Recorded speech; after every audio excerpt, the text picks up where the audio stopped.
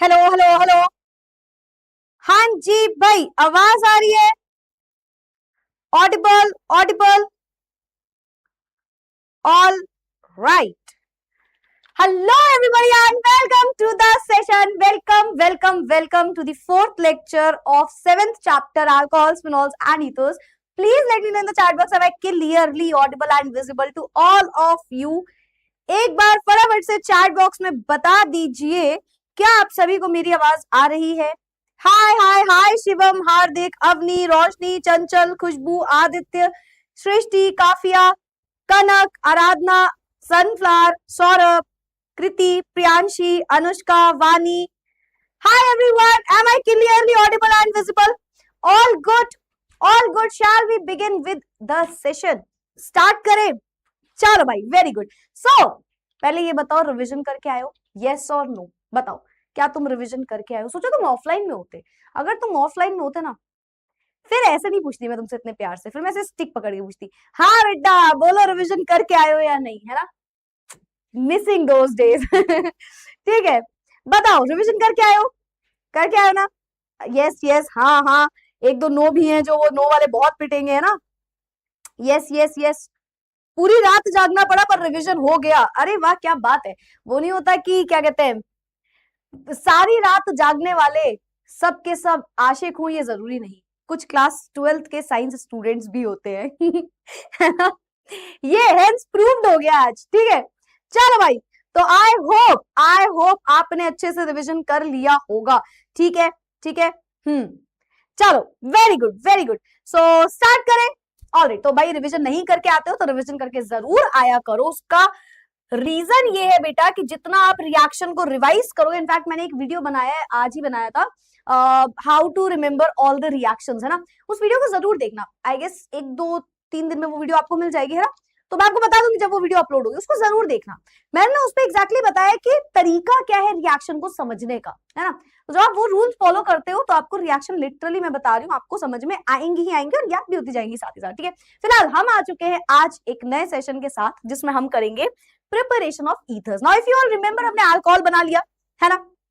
बना लिया, पी लिया? अरे नहीं, सिर्फ बना के साइड में रख दिया. ठीक है, तो हमने अल्कोहल बना लिया, हमने फिनॉल बना लिया, और आज हम ईथर्स प्रिपेयर करेंगे. ईथर्स प्रिपेयर करने के लिए बहुत सारे रिएक्शंस नहीं होते हैं, दो मेथड्स है सबसे फेमस, और बोलो दो सबसे इंपॉर्टेंट रिएक्शंस होती हैं. ठीक है, तो आज हम उन दोनों रिएक्शंस को देखेंगे, जिसमें से एक का मैकेनिज्म भी जानेंगे एंड दूसरी रिएक्शन समझेंगे. ठीक है, उसके अलावा हम सारी फिजिकल प्रॉपर्टीज भी आज ही पढ़ लेंगे, मतलब physical property of alcohol, phenol, ether. मैंने आपको physical property halo alkane hello arene में जिस दिन पढ़ाई थी ना बेटा, तभी मैंने कहा था, मैं आज भी वही बात बोल रही हूँ, उसकी फिजिकल प्रॉपर्टी समझ गए ना तो सारी फिजिकल प्रॉपर्टीज बहुत आसान हो जाती है. ठीक है, तो जो आपने पढ़ा हुआ है उस चैप्टर में, बस वही आपको याद भी रखना है. चलो भाई, हेडिंग लगाइए, प्रिपरेशन ऑफ ईथर्स. तो आज हम क्या करने वाले हैं? ईथर्स को प्रिपेयर करने वाले हैं. ईथर्स बनाते कैसे हैं? तो बस सबसे पहला मेथड होता है by dehydration of alcohols. Heading लगाइए, preparation of ethers. Preparation of ethers. Preparation of ethers. ठीक है, और पहला मेथड है हमारे पास by number 1, by dehydration of alcohol. मतलब अल्कोहल को डिहाइड्रेट कर दो. डिहाइड्रेट का मतलब समझते हो? डिहाइड्रेशन, बॉडी में डिहाइड्रेशन हो रही है, पानी की कमी हो रही है, मतलब अल्कोहल को उठाओ, उसमें पानी की कमी कर दो. अगर आप अल्कोहल को उठा के उसमें पानी की कमी कर देते हो तो वो बन जाता है अल्कोहल. फॉर एग्जाम्पल, अच्छा यहाँ पे एक चीज समझना, सॉरी, अल्कोहल को पानी की कमी कर देते हो तो ईथर मिलता है. ठीक है, अब मैं आपको क्या पहले बताऊं? चलो पहले ईथर ही बता देती हूँ. दो चीजें, दोनों को समझना पड़ेगा. ठीक है, ये ऐसा करते दोनों ही समझ ले, दोनों ही समझ ले. प्रिपरेशन ऑफ ईथर से तो पहले ईथर समझो. अच्छा ठीक, कुछ नहीं यार, सोच रहे हो मैम क्या बात कर रहा हूँ. ठीक है, ओके, कुछ नहीं कुछ नहीं. ठीक है, वो मेरे साथ हो जाता है ऐसा, कभी कभी मैं इमोशंस में बह के कुछ भी बोलने लग जाती हूँ, है ना? फिर मुझे फर्क नहीं पड़ता सामने वाले को इंटरेस्ट है मेरी बातों में या नहीं. Come sometimes sometimes you have to understand. इतने सालों से तुम पढ़ रहे हो, तुम तो जान ही गए होगे अभी तक, है ना? चलो, तो डिहाइड्रेशन ऑफ अल्कोहल. तो अल्कोहल उठाओ, मैंने उठा लिया. कार्बन, इथेनॉल उठाते हैं 2 कार्बन वाला. ठीक है, कार्बन. अच्छा, 2 कार्बन वाला ही उठाना पड़ेगा क्या मैम? हाँ, 2 कार्बन वाला. पहले तो हम 2 कार्बन से ही देखेंगे. ठीक है, तो इसको लिखने का तरीका देखना, H2 H H 2 3 4 2 3 4 सही। तो हमने इथेनॉल उठा लिया और लिखने का तरीका मेरा कुछ इस तरीके से हुआ, ठीक है। मतलब ये है CH3 CH2OH, इसको मैंने ऐसे लिखा हुआ है, क्यों लिखा हुआ बताती हूँ, ठीक है। तो सबसे पहले हमने क्या किया, हमने उठाया इथेनॉल। दरअसल इसको एग्जैक्ट बोलूं तो 2 टाइम्स इथेनॉल उठाते हैं, ठीक है। इसको आप पास कर दोगे with H2SO4, concentrated sulphuric acid, concentrated sulphuric acid. क्यों मां? यहां पे जो H2SO4 है ये एक डिहाइड्रेटिंग एजेंट है, नोट करिए। H2SO4 जो होता है, concentrated sulphuric acid is a dehydrating agent. शायद आपने सुना भी हो कभी, H2SO4 डिहाइड्रेटिंग भी होता है, ड्राइंग एजेंट भी होता है। यहाँ पे डिहाइड्रेटिंग का काम कर रहा है, पर ये ड्राइंग एजेंट भी होता है, ठीक है। तो it is a dehydrating agent, और ड्राइंग एजेंट का भी ये काम करता है। इस रिएक्शन में नहीं कर रहा है, पर काफी सारी रिएक्शंस में इसको यूज किया जाता है, ठीक है। तो ये क्या करेगा, डिहाइड्रेटिंग एजेंट का मतलब क्या है, it will remove water, remove कर देगा H2O, है ना। डिहाइड्रेटिंग का मतलब होता है जो H2O रिमूव कर दे, ठीक है। तो ये इस रिएक्शन में H2O को कुछ इस तरीके से बाहर निकाल देगा, ठीक है। इस रिएक्शन में ये बाहर निकालेगा HOH यानी कि H2O, ठीक है। क्या लिया आपने? आपने लिया कॉन्सेंट्रेटेड सल्फ्यूरिक एसिड, आपने लिया है कॉन्सेंट्रेटेड H2SO4, ठीक। सबसे इंपॉर्टेंट चीज, सबसे इंपॉर्टेंट, टेम्परेचर 413 केल्विन। अगर आप ये टेम्परेचर भूल गए, आप ये टेम्परेचर नहीं लिख के आए, आपका नंबर कट जाएगा। यानी कि इस रिएक्शन में टेम्परेचर, यानी कि इस रिएक्शन में कंडीशंस को याद रखना is very very very very important, बहुत जरूरी होता है इस रिएक्शन में हमें टेम्परेचर याद रखना। क्यों? अभी बताऊंगी, इसीलिए मैं तुमको वो वाली बात कर रही थी, तो मैं भी समझाऊंगी ऐसा क्यों है ना। मैं आपको भी समझाऊंगी कि ऐसा क्यों है, ठीक है। आप लेट क्यों नहीं होते? क्योंकि तुम लोग बहुत अच्छे इंसान हो यार। मैं अच्छे इंसानों के काम को खराब करने में बिल्कुल भी दिलचस्पी नहीं रखती हूँ, समझ रहे हो तुम लोग। ऐसे तुम्हारे लिए लेट कैसे हो जाओ यार, तुम लोग इतनी मेहनत कर रहे हो, लेट ना सवाल ही पैदा नहीं होता, ठीक है। तो 413 केल्विन यहाँ पे हम टेम्परेचर रखते हैं, याद रखना ये है ना। तो इस रिएक्शन में होगा क्या, इस रिएक्शन में क्या होगा, डिहाइड्रेटिंग, यानी कि ये HOH बाहर निकल जाएगा और ये कन्वर्ट हो जाएगा एज CH2, सॉरी CH3 था ना, CH3 CH2O CH2 CH3, ये this is the product formed, ये प्रोडक्ट बनके आ जाता है। ये कैसे बना हम इसका मैकेनिज्म जानेंगे, but this is the reaction, ठीक है। यही आपकी रिएक्शन है, देखो C2H5O C2H5 और H2O, C2H5 C2H5O, ठीक है, C2H5 C2H5। अच्छा H2O बाहर निकले तो वो भी लिख दो H2, ठीक। ये हमारी रिएक्शन हो गई। अब एक बात सुनना, प्रिपरेशन ऑफ ईथर हुआ ना, यस मैम। अब एक एक्स्ट्रा रिएक्शन लिखो और उसको समझो। अगर बेटा आप इसी इथेनॉल को उठाओ, 2 टाइम्स नहीं 1 टाइम, CH3 यानी कि CH2 CH2OH H, अगेन आप सेम कहानी करो, सारी चीजें सेम करो, इसमें पास कर दो कॉन्सेंट्रेटेड H2SO4 डाल दो, है ना। तो प्रोडक्ट पता है क्या बनेगा, प्रोडक्ट सोचो क्या बनेगा, इस रिएक्शन में ये H2O बाहर निकल जाएगा और इन दोनों के बीच में डबल बॉन्ड आ जाएगा। मतलब प्रोडक्ट हमारा ये बन जाएगा, carbon H2 double bond CH2। ऐसा क्यों हुआ? क्योंकि बेटा टेम्परेचर लिया होगा 443 केल्विन, बस यहीं पे पूरा खेल है, यहीं पे पूरा खेल है। 2 रिएक्शंस होती हैं, 2 रिएक्शन हमारे पास होती है, ठीक है। हमारे पास कितनी रिएक्शन होती है? हमारे पास 2 रिएक्शंस होती है। ईथर बनाने के लिए जो टेम्परेचर है वो 413 केल्विन है, और अगर सेम रिएक्शन आप 443 केल्विन, सोचो कितना, 30 डिग्री का फर्क है केवल, इतना सा टेम्परेचर आपने चेंज किया तो यहाँ पे प्रोडक्ट में एल्कीन बन जाता है, प्लस H2O भी बनता है ना, बाय प्रोडक्ट लिखना, लिख दो प्लस H2O। और दिस इज द रीजन कि we have to remember the temperature, हमें टेम्परेचर याद रखना है। अगर हमने टेम्परेचर मेंशन नहीं किया तो बोलेंगे फिर तो भाई अल्कोहल भी तो बन सकता है। अगर आपने टेम्परेचर मेंशन नहीं किया तो हो सकता है 443 केल्विन टेम्परेचर रहा हो, तो मतलब आप तो गलत बता रहे हो ना, इस प्रोडक्ट में तो एल्कीन भी बन सकता है। इसलिए हमें हमेशा मेंशन करना है टेम्परेचर, और ये चीज हमें याद रखना है, टेम्परेचर हमें हमेशा यहाँ पे मेंशन करना है, ठीक है। टेम्परेचर मेंशन कर रहा है इज मैंडेटरी, नहीं करके आओगे नंबर कट जाएगा आपका इस रिएक्शन में, ठीक है। और मैकेनिज्म अभी समझेंगे, पर पहले बताओ रिएक्शन समझ में आया? डिहाइड्रेशन सिंपल, वाटर को बाहर निकाल दो, अल्कोहल लो, वाटर को बाहर निकाल दो, बचा हुआ हमारा प्रोडक्ट बन जाएगा। बताओ बताओ किसे किसे क्लियर हुआ? वाटर भी निकलेगा मैम, हाँ, बाय प्रोडक्ट में H2O दोनों जगह है, ठीक है। रिएक्शन समझ में आई? किसे किसे रिएक्शन क्लियर हुई? नोट करो इसे फटाफट से नोट कर लो।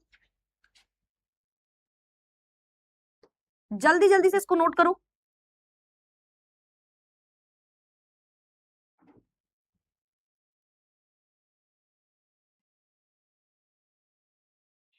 Noted, noted, noted, noted, clearly noted. चलो, वेरी गुड, वेरी गुड। तो ये हमारी रिएक्शन है। चलो समझते हैं क्या लिखा है।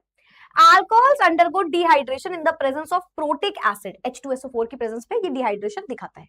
द प्रोडक्ट इज एल्कीन और an ether depending on the conditions of the reactions, है ना। अब क्या कंडीशन ले रहे हो उसके बेसिस पे प्रोडक्ट बनता है। मान लो आपने अल्कोहल उठाया, H2SO4 डाला, टेम्परेचर 443 केल्विन रख दिया, एल्कीन बन जाएगा, ठीक है। अगर आपने एक प्राइमरी अल्कोहल को हीट कर दिया कॉन्सेंट्रेटेड सल्फ्यूरिक एसिड के साथ, टेम्परेचर आपको याद रखना है 413 केल्विन, तो यहाँ पे हमेशा एक सिमेट्रिकल ईथर बन के आ जाता है। तो आपने अल्कोहल को उठाया, सल्फ्यूरिक एसिड लिया, बन गया ईथर और वाटर बाहर निकल गया, ठीक है। तो अब प्रोडक्ट चाहो तो लिख लो, दिस इज डाइमिथाइल ईथर, है ना, डाइमिथाइल ईथर, है ना। या एल्कोक्सी एल्केन के हिसाब से इथॉक्सी इथेन भी लिख सकते थे, ठीक है। और ये क्या है, इथेनॉल, इथेनॉल, ठीक है। सो ये हमारी रिएक्शन होती है, दिस इज वेरी इंपॉर्टेंट क्योंकि इधर ये दो ही रिएक्शन है, तो दोनों रिएक्शन हमारे लिए इंपॉर्टेंट ही है, ठीक है। अब आते हैं इसके मैकेनिज्म पे। इसका मैकेनिज्म भी बहुत जरूरी है, इसका मैकेनिज्म भी बहुत ज्यादा जरूरी है। मैकेनिज्म समझो, ठीक है। सबसे पहले मैकेनिज्म में एंट्री होगी सल्फ्यूरिक एसिड की। सबसे पहले आएगा सल्फ्यूरिक एसिड, H2SO4। इसको आप पानी में डालते हो, ये H प्लस बाहर निकालता है, H प्लस आयन को बाहर निकालता है, H प्लस आयन को बाहर निकालता है, ठीक है। सबसे पहले सल्फ्यूरिक एसिड टूटता है, H प्लस आयन बनता है। आप ऐसे भी लिख सकते हो, H2SO4 ब्रेक हुआ, डायरेक्टली ये ब्रेक हुआ तो ये बन गया H प्लस HSO4 माइनस। ये H प्लस ही पूरी कहानी आगे लेके जाएगा। तभी देखो यहाँ पे मेंशन भी था प्रोटिक, है ना, प्रोटिक एसिड मतलब ऐसा एसिड जिसके पास प्रोटॉन हो, एक ऐसा एसिड जिसके पास प्रोटॉन हो। तो ये एक प्रोटॉन है इस एसिड का, इस एसिड का ये क्या है, एक प्रोटॉन है, ठीक है।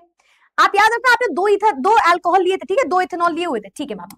चलो भाई स्टार्ट करते हैं स्टेप नंबर 1। सबसे पहले H प्लस टूटा यहाँ पे, है ना। अब स्टेप 1 में क्या है, हमारे पास इथेनॉल है, मेथ, एथ, यहाँ पे लगा है O, यहाँ पे लगा है H, इसके पास होते हैं लोन पेयर ऑफ इलेक्ट्रॉन्स, है ना। यहाँ पे लगा दो H3, यहाँ पे लगा दो H2, ठीक। इस पे अटैक करेगा ये प्रोटॉन H प्लस, ये SN2 मैकेनिज्म वाला मैकेनिज्म है, ठीक है।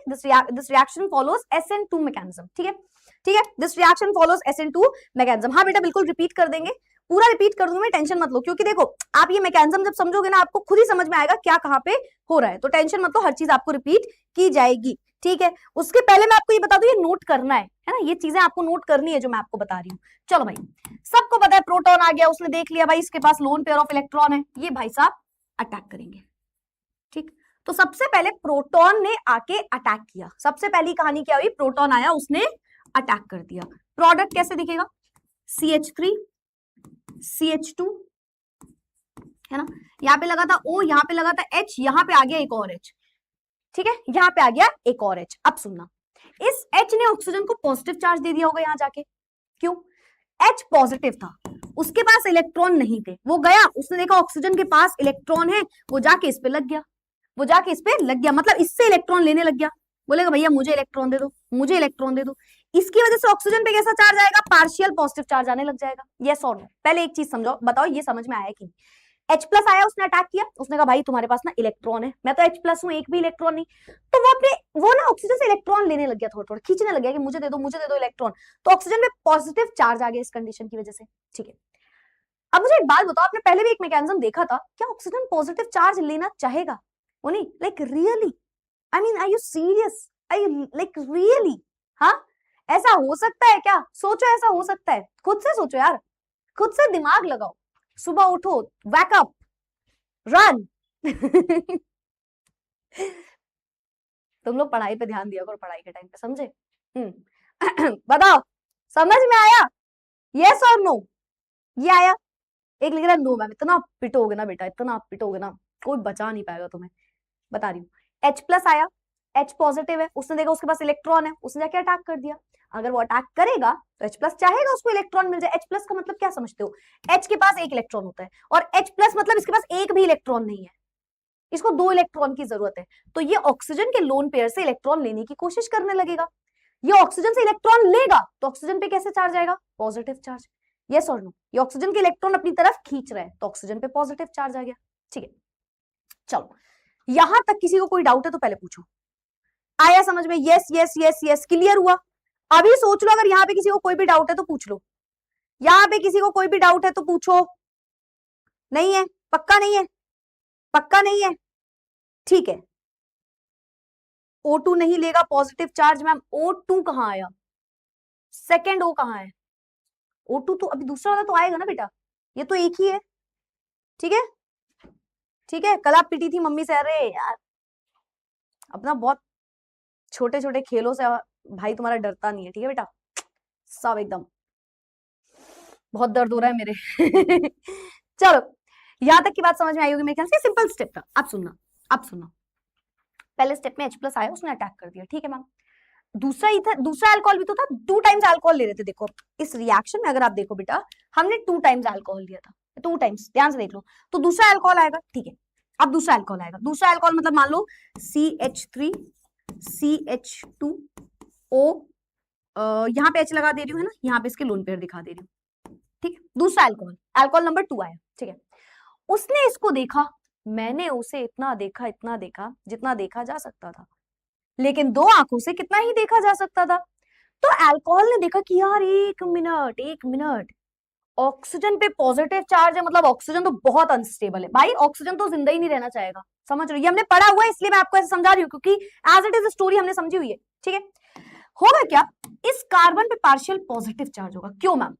एक मिनट, ये क्यों हुआ? इमेजिन करो, ये कार्बन है, ये कार्बन है, ये ऑक्सीजन है, ऑक्सीजन से हाइड्रोजन लगे। आप मुझे एक सच बात बताना, ऑक्सीजन पे पॉजिटिव चार्ज है, आपको याद है ऑक्सीजन पे नेगेटिव चार्ज आता है, सबको पता होगा। देखो ऑक्सीजन पहले एक नॉर्मल एटम है, तुमने उसका इलेक्ट्रॉन क्या बोलते हैं, उसको इलेक्ट्रॉन दे दिया तो वो नेगेटिव चार्ज चाहता है। तुम बोल रहे नहीं नहीं नहीं, जो इलेक्ट्रॉन एक ऐसा एलिमेंट जो इलेक्ट्रॉन लेना चाहता है, तुमने उसी से इलेक्ट्रॉन ले लिया। ऑक्सीजन देता है, ऑक्सीजन इलेक्ट्रॉन देता है क्या कभी? ऑक्सीजन तो इलेक्ट्रॉन लेता है ना। ऑक्सीजन पे तो नेगेटिव चार्ज है, बचपन से पढ़ते हैं O2 माइनस। यस और नो? उससे तुमने इलेक्ट्रॉन ले लिया, वो बहुत अनस्टेबल हो गया। ठीक है, तो वो हल्के हल्के कार्बन के इलेक्ट्रॉन खींच रहा होगा अपनी तरफ, बोलेगा भाई मेरी हालत बहुत खराब है, मुझे इलेक्ट्रॉन दे, भाई मेरी हालत ना बहुत ज्यादा खराब है, मुझे तुमसे इलेक्ट्रॉन चाहिए।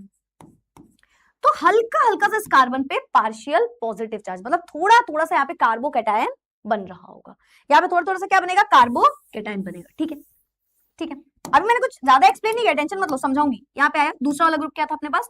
CH3 CH2, oxygen, hydrogen, hydrogen, positive charge, partial positive charge. ये क्या करेगा ऑक्सीजन? ये ऑक्सीजन के पास लोन पेयर इलेक्ट्रॉन है, ये कार्बोकैटायन पे अटैक करेगा। कहां से अटैक करेगा? पिछू साइड से, पीछे से आके अटैक करेगा। SN2 मैकेनिज्म, यानी कि ये यहाँ पे एज अ न्यूक्लियोफाइल वर्क कर रहा है। ये वाला ग्रुप एक न्यूक्लियोफाइल है, ये वाला ग्रुप एक न्यूक्लियोफाइल है, न्यूक्लियस का लवर। किसका लवर? न्यूक्लियस का लवर। इसके पास लोन पेयर ऑफ इलेक्ट्रॉन है, इसने देखा कार्बन पे हल्का हल्का पॉजिटिव चार्ज है, कार्बोकैटायन है, पॉजिटिव चार्ज है, जाके मैं इस पे अटैक कर दूंगा। ठीक है, अब सुनना, अब सुनना। तो मैम कुछ ऐसा हुआ होगा कि ये है CH3 CH2O CH3 CH2, ये वाला ग्रुप है ना। अभी सुनना, इसी प्रोसेस के दौरान ये पूरा H2O बाहर निकला होगा, तभी तो कार्बन पे पॉजिटिव चार्ज हम दिखा भी तो रहे ना बेटा। सोचो, इमेजिन करो, सब कुछ भूल जा, बस ये बताओ ऑक्सीजन स्टेबल है या नहीं। तुम अपने मन से बताओ, तुम अपने दिल से पूछो, नहीं मतलब तुम खुद से मत बताओ, तुम अपने दिल से पूछो, वो तुम्हारा दिल भी अंदर से जवाब देगा ऑक्सीजन भाई अनस्टेबल है। वो ऑक्सीजन है भाई, तुमने उसको पॉजिटिव चार्ज दे दिया है, वो बहुत अनस्टेबल है, बोलेगा नहीं मुझे तुमसे रिश्ता रखना ही नहीं है। तो ये इतना ग्रुप लिविंग ग्रुप बनेगा, बाहर निकलना चाहेगा, बाहर निकलना चाहेगा, H2O बाहर निकलना चाहेगा। कैसे निकलेगा ये बाहर? ये कार्बन के इलेक्ट्रॉन ले लेगा, बोले भाई चलो भाई समय आ चुका है, मुझे तुमसे विदा लेना है भाई, मेरे को तुमसे दूर जाना है। तुम क्या कर रहे हो यार, तुम्हारे साथ रह के ना मेरी पूरी लाइफ खराब हो जा रही है, तुम्हारे साथ हूं, कोई आके मुझे अटैक कर रहा है, मुझसे इलेक्ट्रॉन ले रहा है। तो इस कार्बन पे इसी वजह से बेटा हम पॉजिटिव चार्ज बोल रहे हैं। इस कार्बन पे पॉजिटिव चार्ज कब आया? इस कार्बन के पॉजिटिव चार्ज इसलिए आया क्योंकि इससे H2 बाहर निकलना चाहता है। H2 इससे बाहर निकलेगा तो इस पे पॉजिटिव चार्ज आएगा और यहाँ पे आके ये अटैक कर देगा। और यहाँ पे क्या लगा है, हाइड्रोजन लगा हुआ है, यहाँ पे ऑलरेडी एक हाइड्रोजन लगा हुआ है और H2O बाहर निकल गया। स्टेप 2 किसे किसे क्लियर हुआ? स्टेप 2 किसे किसे क्लियर हुआ? इन the chat box, in the chat box किसे किसे क्लियर हुआ? CH2 CH3 स्वाइप कर दो मैम। ओ सो सॉरी, सो सॉरी, हाँ इसको प्लीज सही करना, CH2 CH3, सो सॉरी, है ना। मतलब आप ये बोल सकते हो कि इसने इसके इलेक्ट्रॉन ले लिए, कार्बन के इलेक्ट्रॉन इधर चले गए, इसलिए कार्बन पे पॉजिटिव चार्ज है और इन भाई साहब ने उसी टाइम पे मौके पे चौका ले लिया, यानी कि उस पे अटैक कर दिया। क्लियर हुआ हमारे बच्चों को? क्लियर हुआ हमारे बच्चों को? क्लियर? ठीक है, बताओ क्लियर हुआ? धीरे धीरे पढ़ाए और धीरे पढ़ाया करूं क्या? बता दो, तुम लोग बोल दोगे तो धीरे पढ़ाएंगे। मैम आपको पिंपल हो गए, मत बोलो, मैं पीट दूंगी। मेरे स्किन इन्फेक्शन हो चुका है, तब से मैं ऐसे बाल करके घूम रही हूँ, तेरे नाम की सलमान खान बन चुकी हूँ, और तुम लोगों की मतलब तुम लोग भी टोकने लगे अभी। हाँ, ऐसे बन के घूमना पड़ रहा है मुझे इस इन्फेक्शन की वजह से, पता नहीं किस दिन मेरा शक्ल सही होगी वापस से। हाँ, पिट जाओगे। Clear? Clear clear clear clear? हाँ, इसको नोट करो, इसको नोट करना है भाई, नोट नोट नोट नोट, खुद से आ जाएगा बेटा, don't worry, don't worry, don't worry, फिकर नॉट, तुम्हें सब कुछ खुद से समझ में आ जाएगा। डाइमिथाइल ईथर बन गया मैम, रुक जाओ रुक जाओ रुक जाओ, अभी नहीं बना, अभी नहीं बना। ईथर तो ROR होता है ना बेटा, ये हाइड्रोजन क्या कर रहा है सोचो, तो अभी नहीं बना, अभी रुको। Third step now, deprotonation. Step 3 is deprotonation. Deprotonation कैसे होगा? इस ग्रुप को उठा के लाओ जरा, CH3 CH2 oxygen CH2 CH3, यहाँ पे लगा हाइड्रोजन, ऊपर लगा तो ऊपर ही लगा दो, चलो ठीक है। अब मुझे एक बात बताओ, इस ऑक्सीजन पे कैसा चार्ज आएगा? इससे इलेक्ट्रॉन गए, फिर सुनो, कार्बन के पास इलेक्ट्रॉन की कमी हो गई ना, कार्बन के पास पॉजिटिव चार्ज था, इससे इलेक्ट्रॉन चले गए, तो ऑक्सीजन पे कैसा चार्ज आएगा? अब आप मुझे आंसर दोगे इन द चैट बॉक्स। अब हमारे बच्चे बताएंगे ऑक्सीजन पे चार्ज क्या आएगा। इस ऑक्सीजन ने अटैक करने की सोची उस कार्बन पे जिसके पास इलेक्ट्रॉन की कमी थी, ये न्यूक्लियोफाइल था, ये जाके इलेक्ट्रोफाइल, ये न्यूक्लियोफाइल जाके पॉजिटिव वाले ग्रुप पे अटैक कर दिया। पॉजिटिव मतलब उसके पास इलेक्ट्रॉन की कमी थी, तो इसने इलेक्ट्रॉन दिए होंगे, मतलब जैसे ये वहां गया होगा अटैक करने, इसने इलेक्ट्रॉन दिए होंगे कार्बन को। कैसा चार्ज आएगा ऑक्सीजन पे? नेगेटिव या पॉजिटिव? कुछ लोग लिख रहे हैं नेगेटिव, ओके, बहुत सारे नेगेटिव, ओके, तुम बेटा इंसान ही नेगेटिव हो चुके हो जिंदगी में। हाँ, पॉजिटिव चार्ज आएगा, पॉजिटिव चार्ज आएगा भाई, नेगेटिव क्यों लिख रहे हो? पॉजिटिव चार्ज आएगा। कोई इलेक्ट्रॉन देता है तो उसमें नेगेटिव चार्ज क्यों आएगा? सोडियम इलेक्ट्रॉन देता है, सोडियम एक इलेक्ट्रॉन लूज करता है, तो सोडियम पे पॉजिटिव चार्ज आता है कि नेगेटिव चार्ज आता है? Positive charge. इसके पास इलेक्ट्रॉन ज्यादा है, उसके पास इलेक्ट्रॉन कम है, तो इसने दे दिए होंगे अपने इलेक्ट्रॉन, तो इसमें पॉजिटिव चार्ज आएगा। मैकेनिज्म बहुत समझा करो, एक एक डिटेल में चीजें समझनी पड़ती हैं। चलो भाई, फिर वही बात, फिर वही बात, मैम बिल्कुल मत रुको आप, अब हम समझ गए आगे की कहानी। ये बिल्कुल भी स्टेबल नहीं है, ये बोलेगा भाई मेरी जिंदगी खराब हो गई, एक तो पता नहीं मैं कहाँ आ चुका हूं, तो ये एच को बोलेगा ये पूरी कहानी तुम्हारी वजह से हुई, तुम आए थे, तुम आए थे, तुमने आके अटैक किया, है ना, तुमने आके अटैक किया और तुम्हारे अटैक की वजह से पूरी कहानी शुरू हुई, तुम बाहर निकल जाओ। तो ये बोलेगा इलेक्ट्रॉन भाई, सॉरी एच भाई, हाइड्रोजन भाई तुम बाहर निकल जाओ और चुपचाप अपने इलेक्ट्रॉन मुझे दे दो, अपने इलेक्ट्रॉन मुझे दो और तुम यहां से बाहर निकलो। तो क्या आ जाएगा देखो, CH3 CH2 oxygen CH2 CH3 plus H+, ये H+ बाहर निकल गया। और जैसे ही ये H+ बाहर निकला, एज अ कैटलिस्ट भी तो H2SO4 एज अ कैटलिस्ट भी तो वर्क कर रहा है, तो यानी कि जैसा गया था वैसे ही वापस आ जाएगा और फिर से ये बन जाएगा H2SO4। एट द एंड ये वापस से बन जाएगा H2SO4। SN2 मैकेनिज्म हुआ बेटा ये पूरा, SN2 मैकेनिज्म, SN2 मैकेनिज्म। आप ध्यान से देखो, SN2 मैकेनिज्म है, यानी कि मैम बाकी सारी कंडीशन वही होगी, 1 डिग्री 2 डिग्री 3 डिग्री, है ना, हर कहानी इस तरीके से। बाकी जो जो आपने SN2 में पढ़ा सब कुछ एज इट इज यहाँ पे लग रहा होगा। अब बताओ किसे किसे क्लियर हुआ, बताओ मैम। बट यहाँ तो इलेक्ट्रॉन ऑक्सीजन ले रहा है, कहाँ ले रहा है ऑक्सीजन? दिमाग लगाओ ना बेटा, ऑक्सीजन के पास तो इलेक्ट्रॉन ऑलरेडी है, वो ले कहाँ रहा है? वो तो दे रहा है, वो तो जाके इलेक्ट्रॉन दे रहा है। कार्बन के पास पॉजिटिव चार्ज है, वो कार्बन की तरफ जा रहा है, समझ रहे हो, वो कार्बन की तरफ जा रहा है। आप ध्यान से देखो, वो कार्बन को जाके अटैक करना चाह रहा है, तो कार्बन उससे इलेक्ट्रॉन लेगा, ठीक है। बताओ किसे किसे क्लियर है इन the chat box?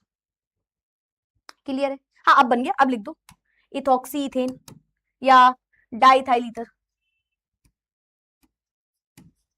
Diethyl ether लिख दो या इथॉक्सी इथेन लिख दो, ठीक है।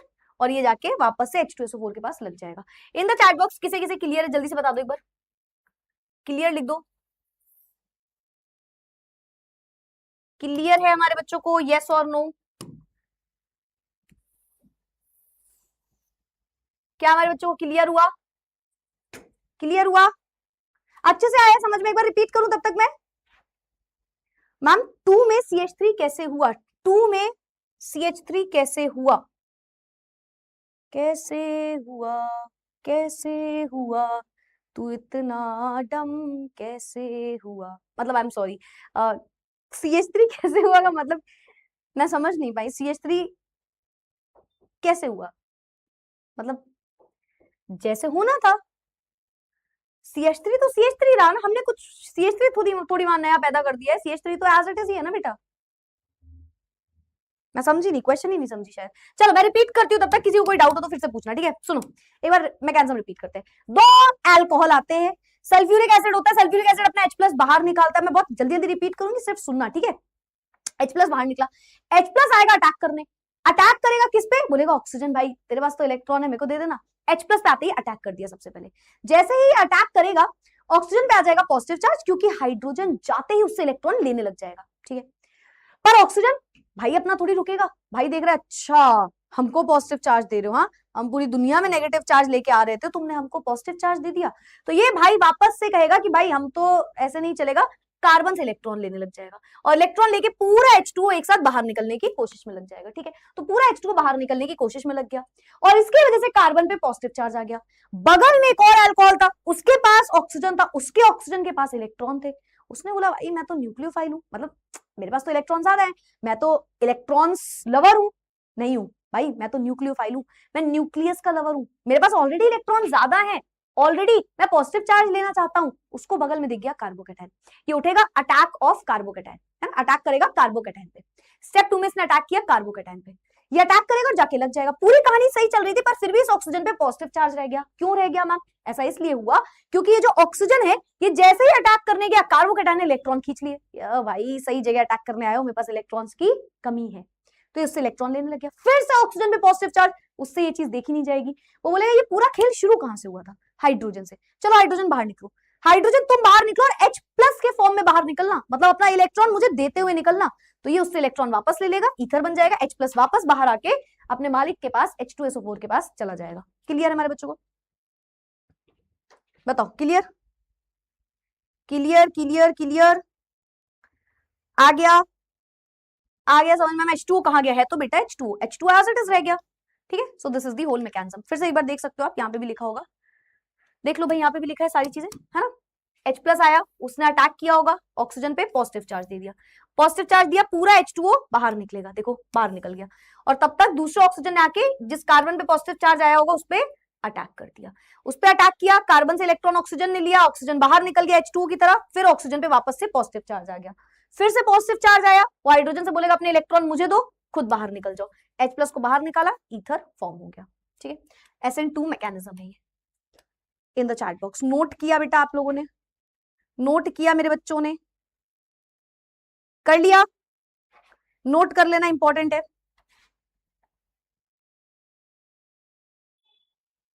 चलो एंड में डीप्रोटोनेशन हो गया, yes. Clear clear clear clear? आपने रिएक्शन में डाई मिथाइल ईथर लिखा है, डाई इथाइल लिखा था, मिथाइल कब लिख दिया? डाई इथाइल ही तो लिखा है। अच्छा यहाँ पे डाई इथाइल कर लो भाई मेरे, ठीक है, डाई इथाइल ईथर। बताओ बताओ, clear clear clear clear? SN2 तो एक ही स्टेप में होता है, एक ही स्टेप में हुआ बेटा, सिर्फ यही वाला step SN2 mechanism, SN2 step है ना, सिर्फ यही वाला SN2 स्टेप है, तो और कोई नहीं है, ठीक है। बाकी ये तो एज इलेक्ट्रोफाइल वर्क कर रहा है। पहले तो H+ जो है वो अटैक कर रहा है, वो तो इलेक्ट्रॉन्स के लेवल पे इलेक्ट्रॉन्स पे अटैक कर रहा है ना, तो सिर्फ एक ही स्टेप था यहाँ पे, फिर तो डीप्रोटोनेशन हुआ, वो अलग था, ठीक है। ठीक है चलो वेरी गुड, नोटेड हो गया। आगे बढ़ते हैं, यहाँ पे कुछ लिखा था क्या? Biomolecular reaction involving the attack of alcohol molecule on a protonated alcohol बता दिया, ठीक है। मैकेनिज्म में अल्कोहल में, अच्छा हाँ, एक और बात तुमको पता है, अल्कोहल अल्कोहल जो है आप उसमें Al2O3 डाल दो 520 केल्विन में तो भी वो बना देगा ईथर, इसीलिए बोल रही हूँ इसमें टेम्परेचर बड़ा इंपॉर्टेंट होता है ना। लिख भी लेते हैं, चलो यहाँ पे लिख लेते हैं हम लोग, इसको भी तुम लिख लो, ठीक है। एक और रिएक्शन लिखो कि अगर आपने इसी अल्कोहल पे, अगर आपने यही 2 टाइम CH, चलो ऐसे ही लिख देते हैं 2 टाइम CH2 OH H उठाया, इसमें ऐड कर दिया Al2O3 एल्यूमिना, है ना, और 513 केल्विन इस बार आप लेके चले गए। 513 था, 540 520 सॉरी 520 है ना, 520 केल्विन, ठीक। तो इस टेम्परेचर पे भी ये सेम काम करेगा, ये भी डिहाइड्रेशन कर देगा, है ना, ये भी डिहाइड्रेशन कर देगा।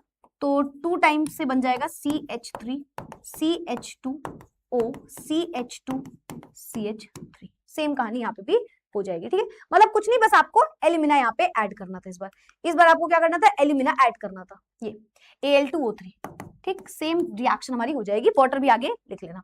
इन the above reaction alcohol should be excess, otherwise alcohols undergo dehydration and alkene will be obtained. जो मैंने आपको बताया हर बार यहाँ पे 2 लगाना आपके लिए जरूरी है, 2 नहीं लिखोगे तो भी ये रिएक्शन आपकी गलत हो जाएगी, क्योंकि सिंगल वाला जो अल्कोहल है वो अल्कीन बनाने की फिराक में रहेगा, तो आपको हर बार 2 मेंशन करना पड़ेगा। In such reaction use of secondary and tertiary alcohol is avoided because they give alkene as the major product. तो ये भी आप याद रखना, ये जो आप रिएक्शन कर रहे हो, मैंने आपको बताया भी था स्टार्टिंग में ही कि ये जो है बेटा, ये केवल और केवल होता है, ये नहीं, ये दोनों, ये ईथर की प्रिपरेशन जब होती है तो आप प्राइमरी अल्कोहल लेते हो, केवल प्राइमरी अल्कोहल, विच मींस आप केवल और केवल 1 डिग्री वाला अल्कोहल प्रेफर करते हो।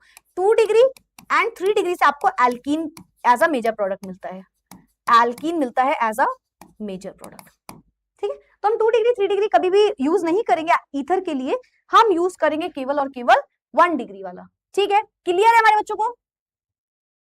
इन द चैट बॉक्स सिलेबस कब तक हो जाएगा ma'am? Syllabus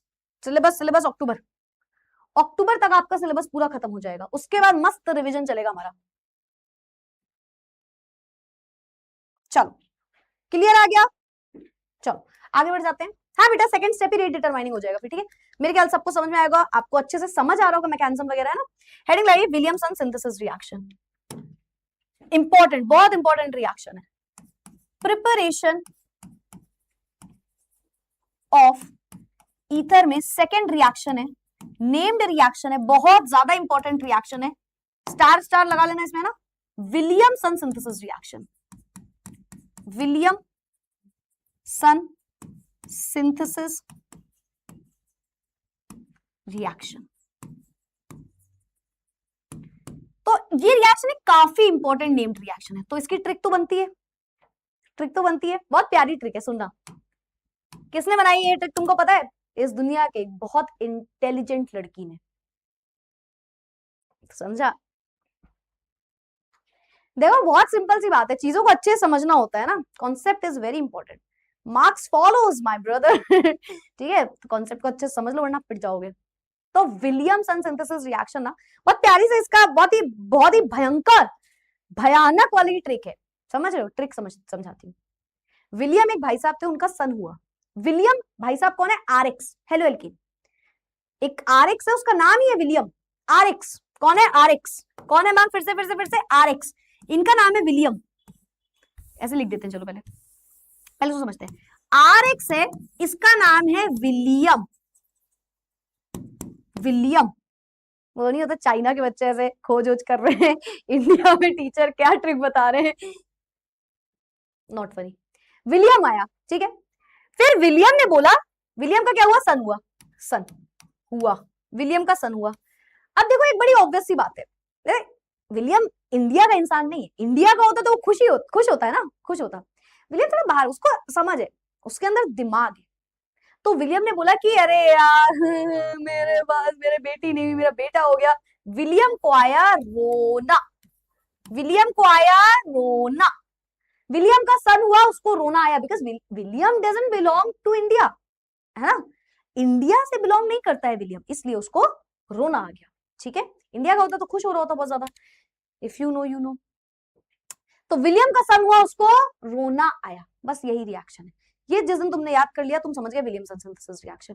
majority of the student समझ ही नहीं पाता, जब ये रिएक्शन की कोई भी चीज आती है ना वो समझ ही नहीं पाते। तो हमें याद रखना है विलियम का सन हुआ, उसको रोना आया, और विलियम यहाँ पे कौन है? Halo alkane. विलियम कौन है? Halo alkane. विलियम कौन है? Halo alkane. विलियम कौन है? Halo alkane. समझाऊं एक बार? चलो अब रिएक्शन समझते हैं। विलियम का क्या हुआ? सन हुआ, उसको रोना आया, ठीक है। विलियम कौन है? आरएक्स यानी कि हेलो एल्केन। कौन हुआ इसका? सन हुआ, इसको क्या आया? रोना। रोना देखना मैं कैसे लिखूंगी, RONA, मैं उल्टा लिखूंगी, RONA, रोना आया, RONA, रोना आया, बस रिएक्शन खत्म। ये बाहर निकाल दो, बचे हुए ग्रुप को बाहर निकाल दो। ईथर की प्रेजेंस में रिएक्शन होती है, ठीक। क्या बन गया देखो, ROR। इसमें कई सारी चीजें भी हम समझेंगे, बट रिएक्शन यही है, प्लस NaX। बताओ किसे किसे क्लियर हुई रिएक्शन? हमारे कितने बच्चों को ये वाली रिएक्शन क्लियर हो गई? हमारे कितने बच्चों को ये रिएक्शन क्लियर हो गई? Clear clear clear clear. चलो अभी सब कुछ रीड करेंगे क्या क्या लिखा है, बताओ किसे किसे आया। क्या ट्रिक है मैम, है ना? अच्छी है ना? कोई तारीफ करे ना करे, मैं तारीफ वाले कमेंट पढ़ लेती हूँ। किया तारीफ, समझ रहे हो? हर्षित ने बोला है वाह क्या ट्रिक है मैम। हर्षित वेरी गुड बेटा, वाह हर्षित, क्या पढ़ाई चल रही है तुम्हारी? अच्छी पढ़ाई चल रही है, you are a good student. Clear है? विलियम का सन हुआ, उसको रोना है। बेटा जितनी जल्दी हो पाए लिख लो, एक बहुत इंपॉर्टेंट नेम्ड रिएक्शन है। मैं आपको बता दूं, कितने बच्चों को याद है, हमने हेलो एल्केन हेलोरीन में 2-3 क्वेश्चन देखे थे जिसमें ये आ रहा था, और मैं बार बार कह रही थी कि बेटा ये ना नेक्स्ट चैप्टर में पढ़ना है। किसी को याद है? मैंने बोला विलियमसन सिंथेसिस लगेगा, 2-3 बार ऐसा हुआ था। तो एक इंपॉर्टेंट रिएक्शन। और आप देखो अल्कोहल फिनॉल ईथर 6 नंबर का चैप्टर क्यों है? हेलो एल्केन हेलोरीन 6 नंबर का चैप्टर क्यों है? वो बोलते हैं 6 नंबर का तो है, पर क्वेश्चन इससे 8-8 नंबर के आते हैं। अब ये कैसे हो सकता है? कौन सा मैम मैथमेटिक्स आपने लगा दी? ऐसा होता है क्योंकि वो इनडायरेक्टली, अब देखो कोई कन्वर्जन आया, उसमें बोल रहे एल्डिहाइड बनाना है, पर बीच में विलियमसन सिंथेसिस भी लग रहा है, तो वो उसका नंबर थोड़ी लिखेंगे, पर लग तो रहा है विलियमसन सिंथेसिस। इसलिए ये दोनों चैप्टर छोटे छोटे होते हैं, बट इनडायरेक्टली बहुत जगह बीच बीच में कहीं ना कहीं लग रहे होते हैं, इसलिए हमें याद रखनी होती है चीजें। बताओ याद है ना? Very good. मजा आई ना ट्रिक सुन के? हो गए ना एकदम खुश हो गए ना लाइफ में? समझ रहे हो? Clear clear clear clear, very good very good. चलो भाई एग्जाम्पल देख ले, कोई भी एग्जाम्पल उठा लो, एक एग्जाम्पल उठा लो कोई भी। जैसे मान लो CH3Cl plus NaOCH3 for example, है ना? तो NaCl बाहर निकल जाएगा, ठीक। क्या बनेगा? CH3OCH3 प्लस NaCl, है ना? ये बन गया डाई मिथाइल ईथर या मिथॉक्सी मिथेन, ठीक है? दोनों में से आप कुछ भी इसको बोल सकते हो। चलो आगे बढ़ते हैं, अब रिवाइज रीड करते हैं क्या क्या लिखा है। ये एक इंपॉर्टेंट लेबोरेटरी मेथड है, जो जो आपको लगे एक्स्ट्रा पॉइंट लिखते जाना, है ना? जैसे आप यहाँ पे लिख लेना लैब मेथड है ना? यहाँ पे आप लिखो लैब मेथड है, ये एक, इसको हम यूज करते हैं as a lab method.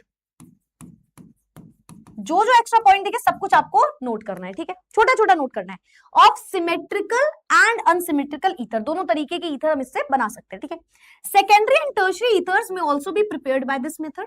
An alkyl halide is treated with sodium alkoxide, RONA is a sodium alkoxide, बेटा नोट कर लेना इसको भी, this is a sodium alkoxide, है ना? तो आप कोई हेलो एल्केन उठाते हो, सोडियम एल्कोक्साइड से पास कर देते हो, और सोडियम फिनोक्साइड से भी आप पास कर सकते हो, मतलब बेंजीन पे ONA लगा हुआ है, ठीक है? तो RX हो गया, ये हो गया, इससे NaX बाहर निकल जाएगा, ठीक। ROR बन जाएगा, प्रोडक्ट बन गया। C2H5 वाला ग्रुप भी ले सकते हो, प्रोडक्ट बन गया। सेम तरीका। For the preparation of aromatic ether aryl halides are not used, ये अच्छे से याद रखना। जैसे आपने एल्काइल हैलाइड लिया ना, आप कभी भी एराइल हैलाइड से रिएक्शन नहीं करा सकते।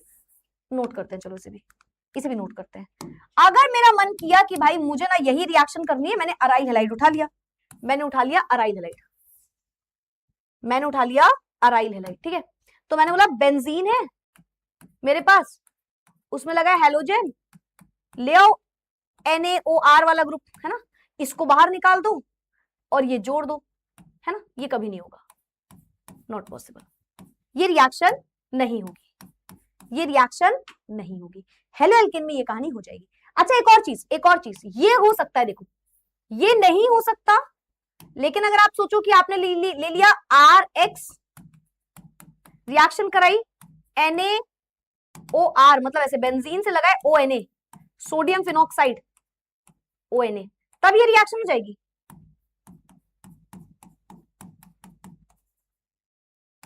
ROR, ये रिएक्शन तब हो सकती है, लेकिन हेलो एल्केन में नहीं होगी। मतलब समझो सोडियम फिनॉक्साइड ले फिर आप इसको बना सकते हो, लेकिन आप हेलो एल्केन से वापस से बेंजीन फिनॉक्साइड से रिएक्ट सॉरी हेलो एल्केन में उठा के NaOR से रिएक्ट RONA सोडियम फिनॉक्साइड से रिएक्ट करो तो ये रिएक्शन नहीं होती है। ठीक है, रीड करती हूँ, समझना। For the preparation of aromatic ether, मान लो आपको एरोमेटिक वाला ग्रुप बनाना है, aryl halide. Aryl halides are not used because aryl halides are very less reactive. आपको पता है ये एक न्यूक्लियोफिलिक रिएक्शन है, और अराइल हैलाइड तो न्यूक्लियोफिलिक अच्छे से दिखाते ही नहीं है, ये तो हम हेलो एल्केन में पढ़ के आए थे डिटेल में। ठीक है मैम, तो वो ये रिएक्शन नहीं दिखेगी, लेकिन alkyl halides are used to prepare aromatic ether. आप बना सकते हो, पर फिर आपको क्या करना पड़ेगा, आपको क्या करना पड़ेगा, बेंजीन पे ONA लगा दो और एल्काइल हैलाइड ले जाओ, फिर ये रिएक्शन हो जाएगी, क्योंकि फिर ये नहीं रहेगी, बेंजीन वाली रिएक्शन को अटैक नहीं करना पड़ेगा। अगर आप सोचो बेंजीन लगा हुआ है और ऐसे ग्रुप लगा हुआ है तो ये रिएक्शन नहीं होगी, जो मैंने आपको यहाँ पे लिख के दिखाया। मैं फिर से रिपीट करती हूँ अगर किसी को ना आया हो तो। अगर बेटा बेंजीन हेलो एल्केन की जगह हेलो अरीन आपने उठा लिया तो ये रिएक्शन नहीं होगी। क्यों? सबको पता है ये एक SN2 मैकेनिज्म है, और जो बेंजीन होता है ये वाला जो ग्रुप है ये SN2 नहीं दिखाएगा, SN2 नहीं दिखाएगा, है ना। SN2 मैकेनिज्म या न्यूक्लियोफिलिक रिएक्शन ही नहीं दिखाता। तो अगर आपको बनाना भी है ये वाला ईथर, अराइल ईथर, तो आपको सोडियम फिनॉक्साइड वाला ग्रुप लगा सकते हो आप बेंजीन से, पर आप हेलो अरीन नहीं उठा सकते। ठीक है, अभी आया, अभी आ गया ये सबको समझ में, वेरी गुड। चलो भाई, तो ये भी हो गया। ठीक है, Williamson synthesis. Primary alkyl halides are used for the preparation of ether. Secondary and tertiary alkyl halides are not used because in the presence of strong base they undergo elimination reaction and give alkene. तो ये भी लिखो आप, ये आप पूरी reaction में primary alkyl halide ले रहे हो, प्राइमरी alkyl halide यूज कर रहे हो पूरी रिएक्शन में, primary alkyl halides are used, primary alkyl halides या RX लिख देते हैं, RX को हम यूज कर रहे हैं। ठीक, क्योंकि सेकेंडरी और टर्शरी अगर आप यूज करोगे तो वो एल्कीन बना देगा, एलिमिनेशन रिएक्शन कर देगा। ठीक है, स्ट्रॉन्ग बेस हो जाएगा ना उस कंडीशन में, तो वो एलिमिनेशन शो कर देगा। ठीक है, तो इसलिए हम प्राइमरी लेते हैं केवल और केवल। ठीक है, ठीक है मैम, समझ गए। A molecule of a halogen acid is given out in the following reaction, tertiary ether is not formed instead of N alkene is formed. तो बता दिया मैंने आपको। ठीक है, तो ये हमारी पूरी रिएक्शन होगी। बताओ किस तरीके से क्लियर है? क्वेश्चन कैसे आते हैं मैम, करा देंगे बेटा। क्लियर? एल्कोक्साइड और फिनॉक्साइड में फिर मैम क्या डिफरेंस हुआ? जब फिनॉक्साइड बोल रहे हो तो बेंजीन की रिंग ले रहे हो, फिनाइल रिंग, बेंजीन रिंग, है ना। नोट करना है बेंजीन वाला, कर लो कर लो। ये देखो, ये पूरे पेज में मैंने भी सारी चीजें मेंशन कर दी, आप भी इसी तरीके से एक पेज में सारी चीजें मेंशन कर दो। लगा दिया, पेज खोल दिया मैंने, कर लो कर लो।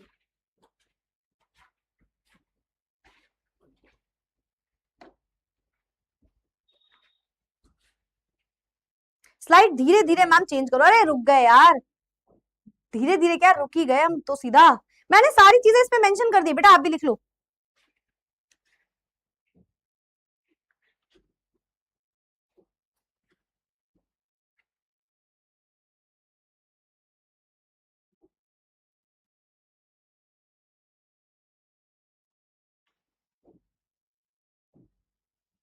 क्लियर? क्या हमारे बच्चों को क्लियर हो गया? क्लियर हो गया?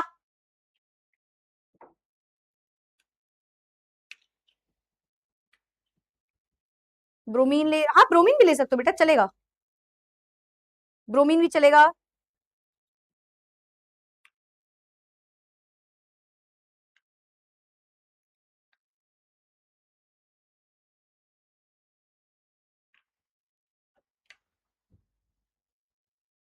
ठीक है, चलो चलो, कोई डाउट नहीं आया मेरे ख्याल से अभी तक किसी को भी। ठीक है, आगे बढ़ जाए, नोट कर लो मेरे ख्याल से मेरे सारे सारे बच्चों ने। आगे बढ़ते हैं, हेडिंग लगे फिजिकल प्रॉपर्टीज। अब एक एक करके पढ़ेंगे, 5 मिनट में पढ़ेंगे physical property of alcohol, 5 minute में physical property of phenol, 5 minute में फिजिकल प्रॉपर्टी ऑफ ईथर। कम नहीं है ये, ज्यादा ही है, समझ रहे हो, 5 मिनट भी ज्यादा ही है, सब पढ़ के आए हो आप। चलो स्टार्ट करें, स्टार्ट करें, कहां गए तुम लोग? हाँ ये रहे ठीक है, चलो स्टार्ट करते हैं। सलमान खान प्लीज साइड हो जाओ बेटा, तुम ना भाई को हल्के में मत लो, इतना पीटूंगी ना मैं मेरे अंदर सच में उनकी आत्मा आ जाएगी अगर तुम ऐसे बोलोगे तो। समझ रहे हो तुम, उतना पिटोगे तुम। ठीक है, चलो तो फोन को रखते हैं 2 मिनट के लिए साइड और समझते हैं फिजिकल प्रॉपर्टीज ऑफ अल्कोहल। और इसको नोट करते जाना, कोई ये नहीं बोलेगा जल्दी है। जल्दी तुमने समझा ना तो पिट जाओगे, मैं बहुत जल्दी पढ़ाऊंगी अगर तुम बोल दोगे तो। क्यों? क्योंकि यार ये तो पढ़ के आए हो ना, तो आसान है। सुनो, सबसे पहले फिजिकल प्रॉपर्टी समझो। जो अल्कोहल होता है हमारा, वो कलरलेस लिक्विड होता है। बोलने की बात ही नहीं, हम सबने देखा है, हमको पता है। शांत रहा करो थोड़ा। कलरलेस लिक्विड होता है, इसकी स्वीट सी स्मेल होती है एंड इसका बर्निंग सा टेस्ट होता है। बेटा कभी भी इसको आप एक्सपेरिमेंट करने की कोशिश मत करना कि ऐसा होता है यानी हम जान लेते हैं। नहीं बेटा, मैम ने बता दिया, बुक में लिख दिया, समझ जाओ ये सच है। ठीक है, तो lower alcohols are colourless liquid. और ये स्टार्टिंग अल्कोहल की बात कर रहे हैं, जैसे मिथेनॉल, इथेनॉल, 1 2 3 कार्बन वाले अल्कोहल, है ना। स्वीट स्मेल होती है और बर्निंग सा इसका टेस्ट होता है। ठीक है, अगर हम हाइयर अल्कोहल में चले जाए, 4 5 6 कार्बन पे चले जाए, तो वो जो अल्कोहल होते हैं वो भी कलरलेस होते हैं, पर वो अडरलेस वैक्सी सॉलिड्स हो जाते हैं, थोड़े थोड़े सॉलिड टेक्सचर के आ जाते हैं। जैसे जैसे आप बहुत हाइयर अल्कोहल के नंबर ऑफ कार्बन बहुत ज्यादा बढ़ाते हो तब की बात है। तो हाइयर अल्कोहल्स आर कलरलेस और अडरलेस, मतलब कोई स्मेल भी नहीं होती, वैक्सी सॉलिड होते हैं। ठीक है, सेकेंड आता है इनका बॉइलिंग पॉइंट। बॉइलिंग पॉइंट की जब हम बात करते हैं, when we talk about boiling point, तो जो बॉइलिंग पॉइंट होता है, देखो बहुत सिंपल सी बात है, अल्कोहल का बॉइलिंग पॉइंट तो बहुत ज्यादा होता है कंपैरेटिवली। अगर आप एल्केन से कंपेयर करो, इनफैक्ट आप हेलो एल्केन से भी कंपेयर करो, तो अल्कोहल का बॉइलिंग पॉइंट बहुत ज्यादा होता है। ऐसा क्यों होता है ये आप समझिए। अल्कोहल होता क्या है? ROH, तो बहुत सारे ROH मिलते हैं। ठीक है, तो हाइड्रोजन दिख रहे हैं, तो यहाँ पे हाइड्रोजन बॉन्डिंग होने लग जाती है। हाइड्रोजन बॉन्डिंग का सबको पता है ना क्या होता है। जब हाइड्रोजन किसी इलेक्ट्रोनेगेटिव से लगा है और उसके बगल में एक और इलेक्ट्रोनेगेटिव ग्रुप आ गया, तो हाइड्रोजन की बॉन्डिंग होने लग जाती है। तो यहाँ पे हाइड्रोजन बॉन्डिंग की वजह से ये आपस में ना एक चेन ऐसे जोड़ जोड़ के खड़े हुए हैं। ठीक है, अब तुम इसे बॉईल कर रहे हो तो इसको तोड़ना थोड़ा सा मुश्किल है, तो ज्यादा टेम्परेचर पे ये बॉईल होगा।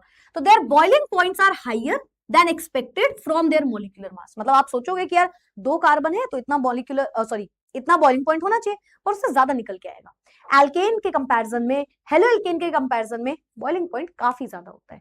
कोई पूछे क्यों, तो बोलना क्योंकि इसके पास हाइड्रोजन है, ये हाइड्रोजन बॉन्डिंग करने लग जाएगा। ठीक है, so it is because alcohols are associated through intermolecular hydrogen bonding. Intermolecular hydrogen bonding का मतलब पता है? मतलब एक मॉलिक्यूल का हाइड्रोजन दूसरे मॉलिक्यूल के किसी एलिमेंट के साथ बॉन्ड बनाने लग गया, उसे आप बोलते हो इंटरमोलिक्यूलर। इंट्रामोलिक्यूलर नहीं, इंटरमोलिक्यूलर। इंट्रा मतलब एक ही के अंदर ये काम होने लग जाए, तो उसके एक ही के अंदर नहीं होता, बगल बगल वाले अल्कोहल से होता है। तो क्योंकि इसमें हो रहा होता है हाइड्रोजन बॉन्डिंग, इस वजह से इसका बॉइलिंग पॉइंट काफी ज्यादा है। अब आप मुझे क्वेश्चन का आंसर दो, अगर मैंने इसमें ब्रांचेस बढ़ा दी तो बॉइलिंग पॉइंट बढ़ेगा या घटेगा?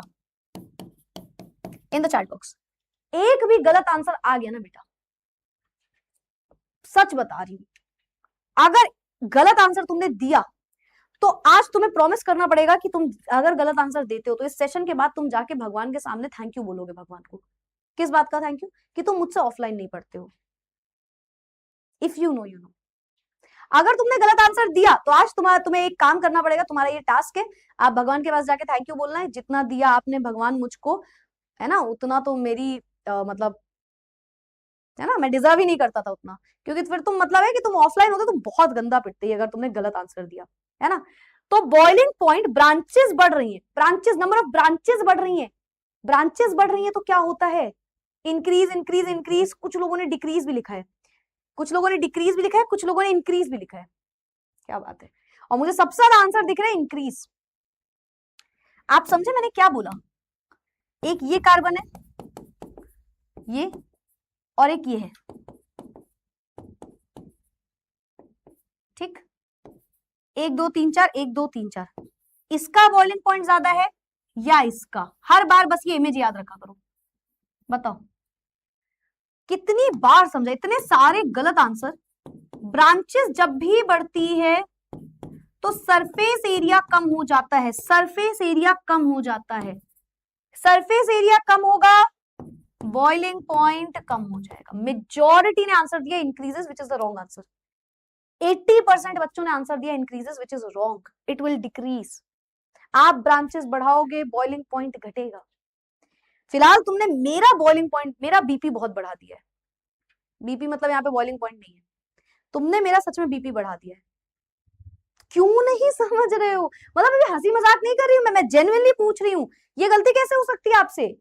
ये कितना डिटेल में समझाया था मैंने। इनफैक्ट अगर आपको याद हो हेलो अरेंज तो मैंने होमवर्क भी दिया था कि भाई बहुत डिटेल में हेलो एल्केन समझा दिया, अब इसको चुपचाप खुद से समझ लेना।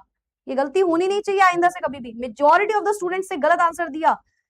ब्रांचेस बढ़ेगी सर, हमेशा ये एग्जांपल याद रखो, ब्रांचेस बढ़ती है सरफेस एरिया कम होता है, सरफेस एरिया कम होगा बॉइलिंग पॉइंट कम हो जाएगा। अब बताओ मॉलिक्यूलर मास अगर बढ़ेगा मतलब नंबर ऑफ कार्बन बढ़ेंगे तो बॉइलिंग पॉइंट बढ़ेगा या घटेगा? बताओ, मतलब पहले 4 कार्बन वाला अल्कोहल है फिर 2 कार्बन वाला अल्कोहल है, नंबर ऑफ कार्बन बढ़ गए, मॉलिक्यूलर मास बढ़ गया, तो बॉइलिंग पॉइंट बढ़ेगा या घटेगा? तो इससे पहले तुम गलत आंसर तो मैं बता देती हूँ, बॉइलिंग पॉइंट इस बार बढ़ेगा। नंबर ऑफ कार्बन बढ़ेंगे तो मॉलिक्यूलर मास बढ़ेगा, तो ज्यादा टेम्परेचर पे वो बॉइल होगा। तो दोनों पॉइंट्स दिमाग में बेटा बैठा लो, वरना इतना गंदा किसी दिन पिट जाओगे ना। और आज थैंक यू तो बोल ही देना भगवान को, ठीक है? आज भगवान को थैंक यू तो तुम बोल ही देना। बहुत ही अच्छे तरीके से बच्चों आज तुमने ना अभी पता नहीं है तुमको, फिर वरना आज ही तुम्हारा पूरा 12th का डिमोटिवेशन हो जाता अगर तुम ऑफलाइन में होते तो, ठीक है? चलो तो याद रखना ये बात। सॉल्युबिलिटी पे आते हैं। लोअर मेंबर्स ऑफ अल्कोहल्स, देखो सॉल्युबल की बात करोगे तो यार अल्कोहल काफी सॉल्युबल होते हैं, बहुत सॉल्युबल होते हैं। आपको पता है हाइड्रोजन बॉन्ड बना रहे हैं तो वाटर के साथ भी हाइड्रोजन बॉन्ड बनाने लग जाएंगे, है ना?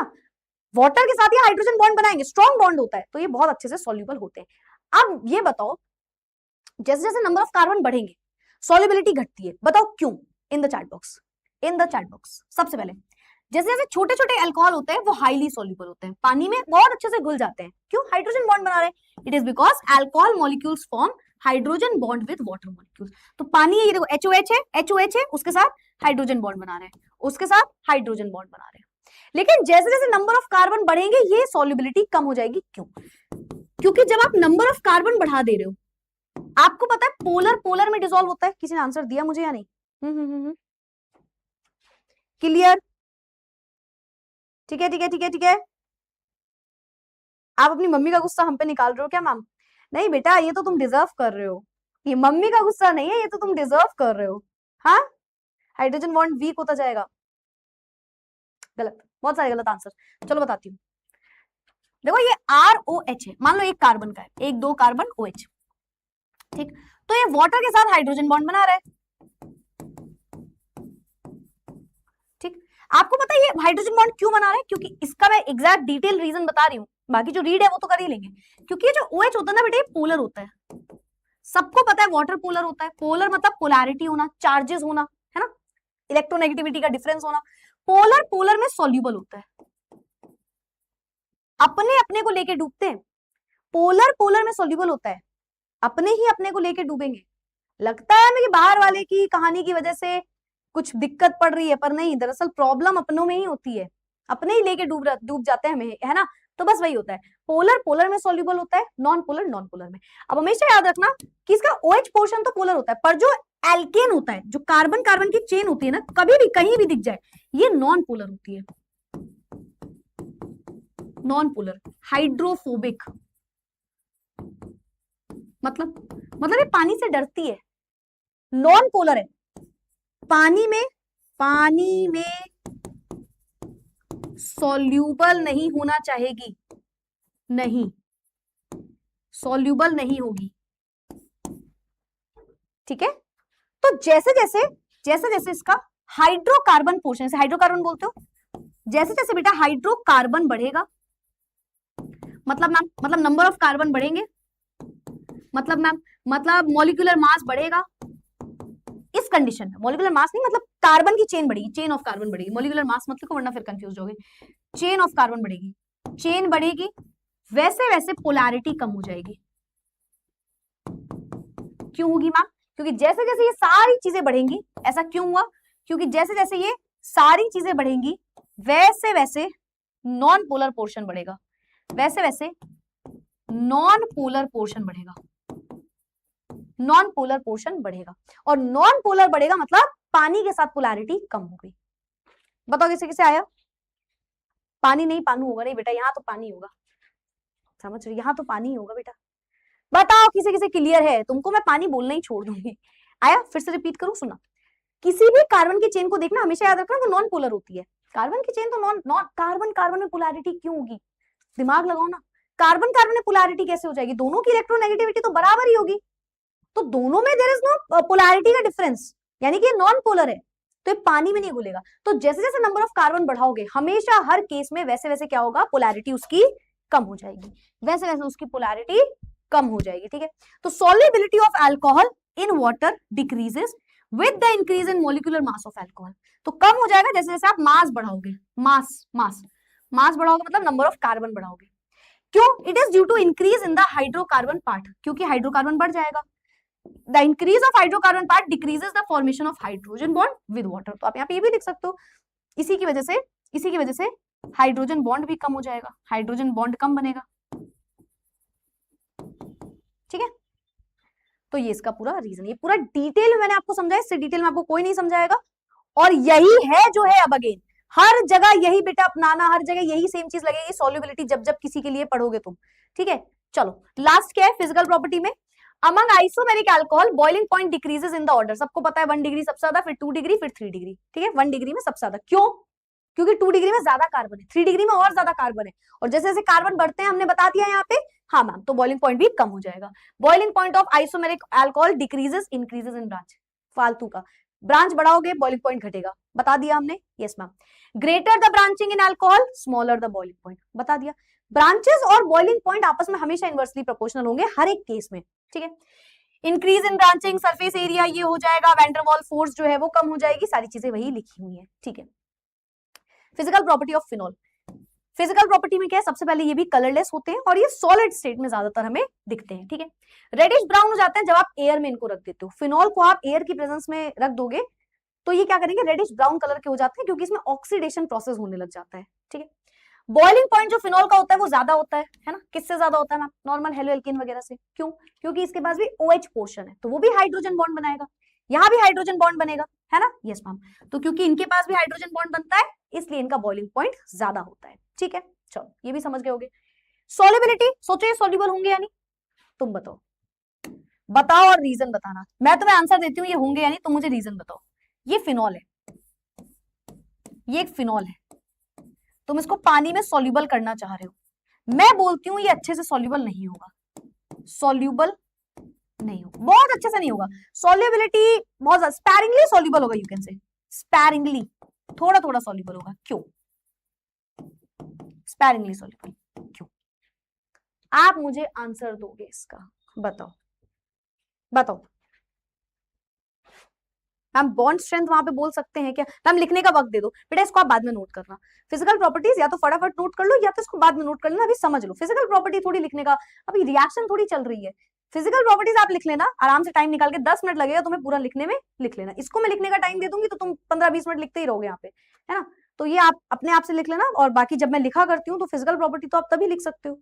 हाँ जी भाई बताओ। हाइड्रोजन बॉन्ड नहीं, सॉल्यूबल बिकॉज पोलैरिटी नहीं, और non polar, carbon and double bond because carbon ज्यादा होंगे। वेरी गुड, तुम कुछ कुछ करेक्ट आंसर पहुंचे हैं मेरे पास तक।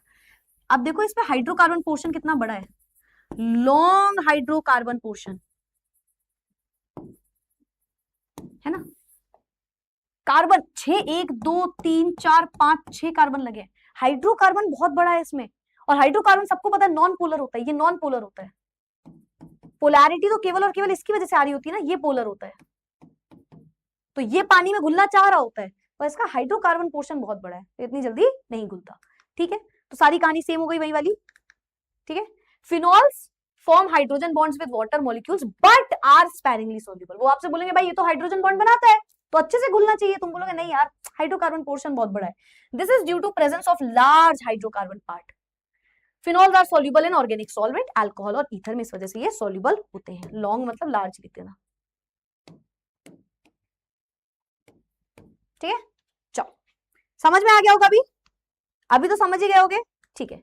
कहां गए, अच्छा आगे बढ़ते हैं, ईथर पे आ जाए। फिजिकल प्रॉपर्टी समझो, जो हमारे स्टार्टिंग के जो ईथर्स होते हैं ना होमोलॉगस, वो भी कलरलेस लिक्विड की तरह पाए जाते हैं, कलरलेस लिक्विड, और इनकी खुद की स्मेल होती है। ईथर की एक कैरेक्टरिस्टिक स्मेल होती है अलग सी, मतलब अजीब सी, वो ईथर की स्मेल होती है। और ठीक है, so dimethyl ether, ethyl methyl ether, ये गैसियस स्टेट में पाए जाते हैं, जैसे जैसे आप आगे बढ़ते हो लिक्विड स्टेट में हो जाते हैं रूम टेम्परेचर में, while other homologues are colourless liquid with the characteristic ether smell. तो स्टार्टिंग के जो ईथर होते हैं 1-2 कार्बन वाले, वो गैसियस स्टेट में होते हैं, जैसे जैसे इसमें कार्बन बढ़ता है लिक्विड स्टेट में प्रेजेंट होते हैं। डाइमिथाइल ईथर और इथाइल मिथाइल ईथर जो होते हैं वो कलरलेस गैसेस होते हैं, while the other lower homologues are colourless liquids. यही तो सेम बताया, ठीक है। चलो, ईथर्स हैव कैरेक्टरिस्टिक स्मेल, बता दिया। Alcohols and ethers are isomers. अच्छा खुद से सोचो, है या नहीं? इसीलिए मैं फोन पकड़ के नहीं पढ़ाती हूँ, है ना। समझो, अल्कोहल क्या होता है? ROH, ईथर क्या होता है? ROR। तो इतना सा फर्क है केवल, एक तरीके से एक दूसरे के आइसोमर की तरह ही तो काम कर रहे हैं, है ना। दोनों एक दूसरे के थोड़े थोड़े आइसोमर है, यानी कि यहाँ पे भी सेम कहानी है। Alcohols are associated through intermolecular hydrogen bond. Alcohol हमारे हाइड्रोजन बॉन्ड बना रहे होते हैं और ऑलमोस्ट थोड़े थोड़े सेम लग रहे होते हैं हमारे ईथर, लेकिन सॉल्युबिलिटी की जब हम बात करते हैं, ईथर मॉलिक्यूल्स भी हाइड्रोजन बॉन्ड बनाते हैं पानी के साथ, और इस वजह से ये भी थोड़े थोड़े सॉल्युबल होते हैं, ठीक है। सुनना, ether molecules form hydrogen bond with water, therefore lower ethers are soluble in water. सिर्फ लोअर ईथर, ज्यादा वाली क्यों नहीं? ईथर कैसा है? कार्बन ऑक्सीजन कार्बन, यहाँ पे भी H3, यहाँ पे भी H3, एक और कार्बन लगा दो, एक और कार्बन, तो यहाँ पे number of carbon, hydrocarbon portion बढ़ जाएगा। तो बहुत स्टार्टिंग के जो ईथर होते हैं, एक एक कार्बन दो दो कार्बन वाले, वो सॉल्युबल होंगे, उससे ज्यादा नहीं होंगे। Solubility in water decreases with increase in the molecular mass. मतलब नंबर ऑफ कार्बन बढ़ाओगे, मॉलिक्यूलर मास बढ़ाओगे, सॉल्युबिलिटी घट जाएगी। It is due to increase in the hydrocarbon character. Ethers are soluble in organic solvent, इसी वजह से वो organic solvent में सॉल्युबल होते हैं, मतलब पानी में उतना ज्यादा सॉल्युबल नहीं होते। बताओ किसे किसे क्लियर हुआ? Clear clear clear clear clear clear clear clear, yes और नो, यस और नो। क्या बचा है? लास्ट स्लाइड बची है। बॉइलिंग पॉइंट की बात करते हैं। अच्छा सोचो, नंबर ऑफ कार्बन तो ज्यादा है, तो बॉइलिंग पॉइंट ज्यादा होना चाहिए। Boiling point of alcohols are higher than the corresponding ethers. Ethers का बॉइलिंग पॉइंट जो है वो अल्कोहल से कम होता है। क्यों? Ethers do not form hydrogen bond and are not associated. Ether खुद में हाइड्रोजन बॉन्ड नहीं बना रहा, पानी के साथ जा रहा है तो बनाने लग जा रहा है, खुद में हाइड्रोजन बॉन्ड नहीं। क्यों? क्योंकि ROH ऐसा दिखता है, तो ये यहां आएगा, ROH फिर से रिएक्ट करेगा और ये बॉन्ड बना लेगा। वही ROR जो होता है वो हाइड्रोजन बॉन्ड खुद से नहीं बनाता। तो हमेशा याद रखना, ईथर्स का बॉइलिंग पॉइंट अल्कोहल से कम होता है। क्यों?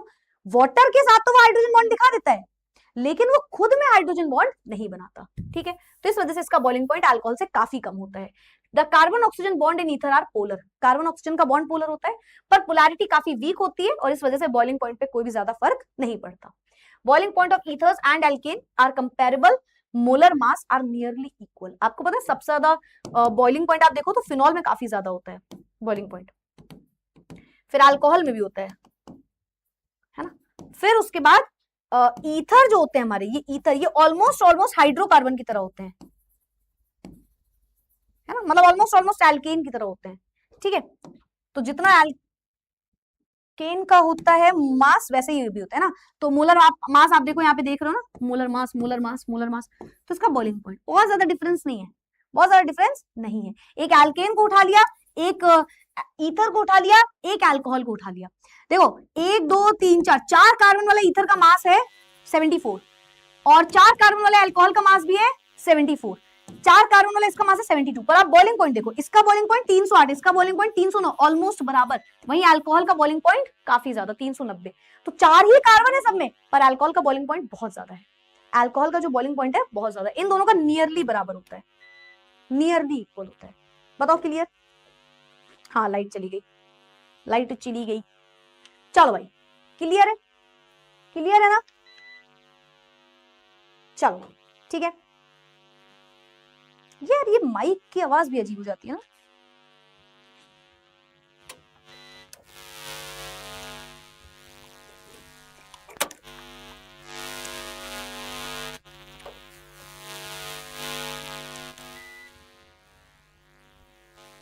चलो ठीक है, थोड़ी थोड़ी मेरे ख्याल से आवाज भी अजीब हो गई होगी। That's it for today. Make sure बेटा कल आने से पहले आप रिवाइज करके आना, ठीक है। आने से पहले रिवीजन करके ही आना, वरना आपको बहुत कंफ्यूजन हो जाएगी। और यही मैं बता दूं, फिजिकल प्रॉपर्टीज तो बहुत अच्छे से रिवाइज करना। अगर आपको थोड़ी थोड़ी आवाज आ रही तो सुन लो, क्योंकि physical properties as it is हर चैप्टर में होती हैं, ठीक है। ठीक है, लाइट बहुत ही सही टाइम पे गई है। So that's it for today. Make sure revision please करके आना। खत्म, टाटा बाय बाय। फिर मिलेंगे अगली क्लास में, अगले सेशन में। Thank you so much for joining. Please again please revision करके आना, बार बार रिवाइज नहीं करोगे भूलते जाओगे, ठीक है। चलो चलो, तो चाहे मैं जितने अच्छे से पढ़ा लूं, चाहे आप जितने अच्छे से पढ़ लो, रिवीजन नहीं करोगे तो आपको अच्छे से कुछ भी याद ही नहीं रहेगा बाद में। ठीक है, bye everyone, thank you so much, bye.